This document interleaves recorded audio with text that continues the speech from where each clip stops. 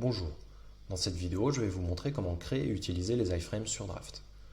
Les iframes permettent d'afficher et de consulter directement depuis un draft donné d'autres pages web et notamment d'autres documents dont des drafts.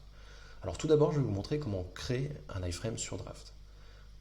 Pour ce faire il faut commencer par récupérer l'URL de la page web que vous souhaitez afficher dans l'iframe. Ensuite vous cliquez sur Média, puis ajouter un lien iframe et vous collez l'URL. Il vous est ensuite proposé différentes options. La première est de laisser Draft générer automatiquement l'image de prévisualisation de l'iframe. Ou alors vous pouvez vous-même uploader l'image que vous souhaitez afficher. Puis ensuite, il vous est proposé différentes options concernant la zone d'interaction, nous y reviendrons par la suite, puis il vous est proposé d'afficher un titre. Pour l'exemple, je vais afficher le titre Équipe 4. J'insère l'iframe et je la positionne sur le draft. J'ajuste sa taille, comme ceci.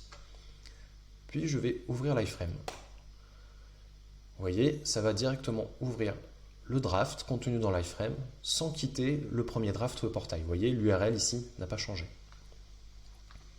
Je peux éditer le draft contenu dans l'iframe, puis revenir sur le premier draft sur lequel j'étais. Je peux également, à la place de l'URL d'un draft, mettre l'URL d'un Google Doc.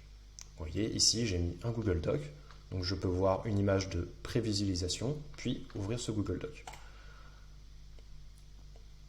Ça me permet de consulter ce Google Doc sans quitter Draft, et aussi de l'éditer.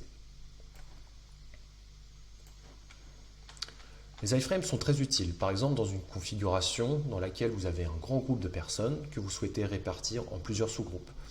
Vous n'avez qu'à partager un draft, disons un draft portail, qui donne accès aux autres drafts, et ensuite vous pouvez répartir ce grand groupe, par exemple en plusieurs sous-groupes, dans le cas présent 4 sous-groupes, qui vont eux-mêmes, chacun de leur côté, collaborer pour réaliser cet icebreaker.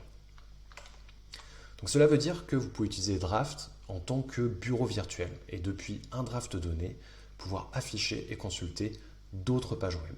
Donc ce qui est une fonctionnalité vraiment très puissante et très pratique, notamment dans des situations de collaboration avec un grand nombre de personnes. C'en est tout pour moi dans cette vidéo.